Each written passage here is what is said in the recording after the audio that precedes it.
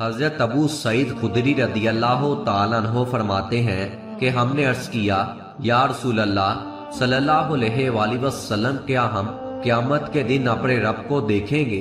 حضور صلی اللہ علیہ وآلہ وسلم نے دریافت فرمایا، کیا تم سورج اور چاند کو دیکھنے میں کوئی دشواری محسوس کرتے ہو جبکہ آسمان صاف ہو؟ ہم نے عرض کیا کہ نہیں۔ حضور صلی اللہ علیہ وآلہ وسلم نے فرمایا کہ پھر اپنے رب کے دیدار میں تمہیں دشواری پیش نہیں آئے گی جس طرح سورج اور چاند کو دیکھنے میں پیش نہیں آتی۔ پھر آپ صلی اللہ علیہ وآلہ وسلم نے فرمایا کہ ایک آواز دینے والا آواز دے گا کہ ہر قوم اس کے ساتھ جائے جس کی وہ عبادت کرتی تھی۔ چنانچہ سلیب کے پجاری اپنی سلیب کے ساتھ، بتوں کے پجاری اپنے بتوں کے ساتھ، اور تمام معبود ان باطلہ کے پجاری اپنے معبودوں کے ساتھ چلے جائیں گے، اور صرف وہ لوگ باقی رہ جائیں گے جو اللہ کی عبادت کرنے والے تھے۔ ان میں نیک و بد دونوں ہوں گے، اور اہل کتاب کے کچھ باقی ماندہ ہوں گے۔ پھر دوزخ ان کے سامنے پیش کی جائے گی، وہ ایسی ہوگی جیسے ریت کا میدان ہوتا ہے۔ پھر یہود سے پوچھا جائے گا کہ تم کس کی عبادت کرتے تھے؟ وہ کہیں گے کہ ہم عزیز بن اللہ کی عبادت کرتے تھے۔ انہیں جواب ملے گا کہ تم جھوٹے ہو، خدا تعالیٰ کی نہ بیوی ہے نہ کوئی اولاد ہے، تم کیا چاہتے ہو؟ وہ کہیں گے کہ ہم چاہتے ہیں کہ ہمیں سیراب کیا جائے کیونکہ ہم پیاسے ہیں۔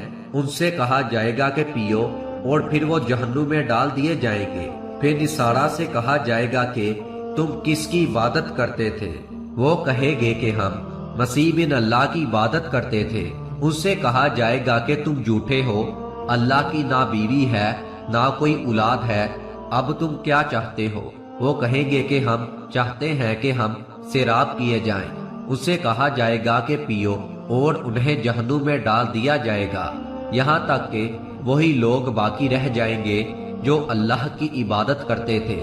نیک و بد دونوں ان سے کہا جائے گا کہ تم لوگ کیوں رکے ہوئے ہو جبکہ سب لوگ جا چکے ہیں؟ وہ کہیں گے کہ ہم ان سے ایسے وقت جدا ہوئے ہیں کہ ہمیں ان کی بہت زیادہ ضرورت تھی، اور ہم نے ایک آواز دینے والے کو سنا ہے کہ ہر قوم اس کے ساتھ ہو جائے جس کی وہ عبادت کرتی تھی، اور ہم اپنے رب کے منتظر ہیں۔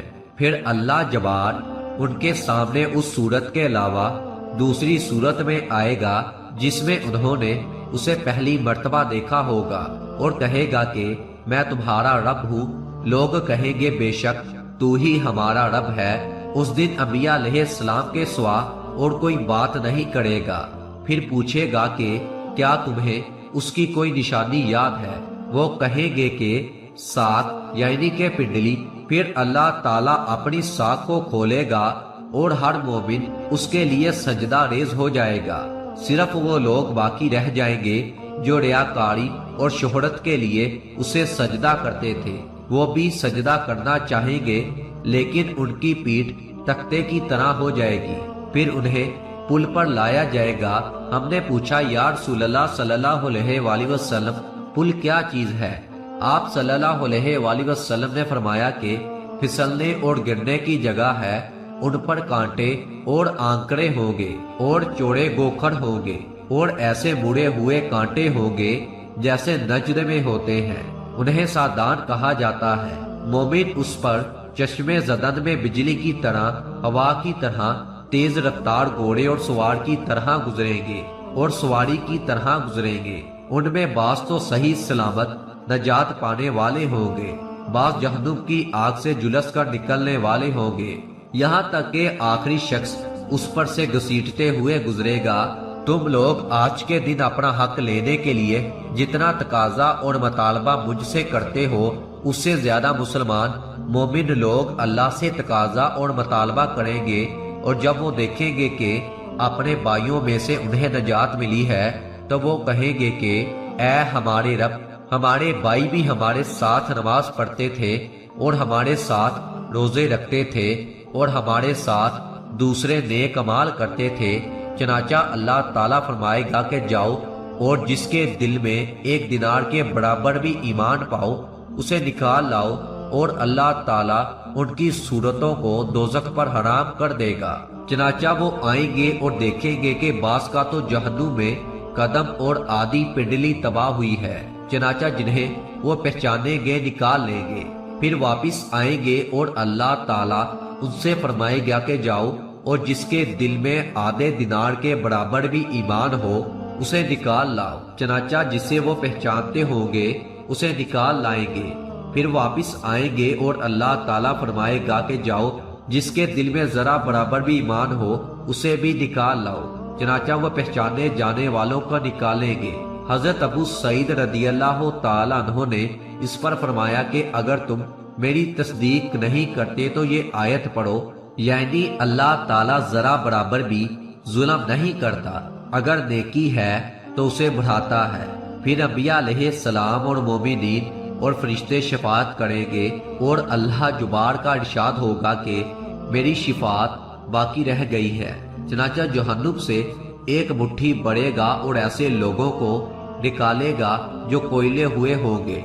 फिर वो जन्नत के सामने एक नहर में डाले जाएंगे जिसे आबे हयात कहा जाता है, और ये लोग उसके किनारे से इस तरह उग आएंगे जिस तरह सैलाब के कूड़े किरकट से सब्जा उगाता है।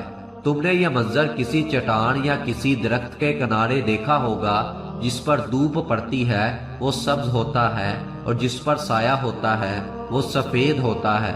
फिर वो उस तरह निकलेंगे जैसे मोती। उसके बाद उनकी गर्दनों में मोहरे डाल दी जाएंगी और उन्हें जन्नत में दाखिल कर दिया जाएगा। अहले जन्नत उन्हें रहम करने वाले अल्लाह के जात करदा कहेंगे।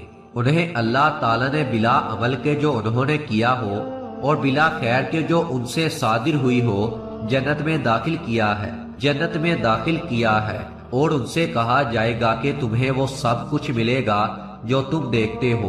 वो कहेंगे कि ऐ हमारे रब, तूने हमें वो नेमतें अता की हैं जो किसी को भी अता नहीं की। अल्लाह ताला उनसे फरमाएंगे कि मेरे पास उससे भी ज्यादा अफजल नेमत मौजूद है। वो कहेंगे ऐ हमारे रब, ऐसी कौन सी चीज है जो सबसे ज्यादा अफजल है।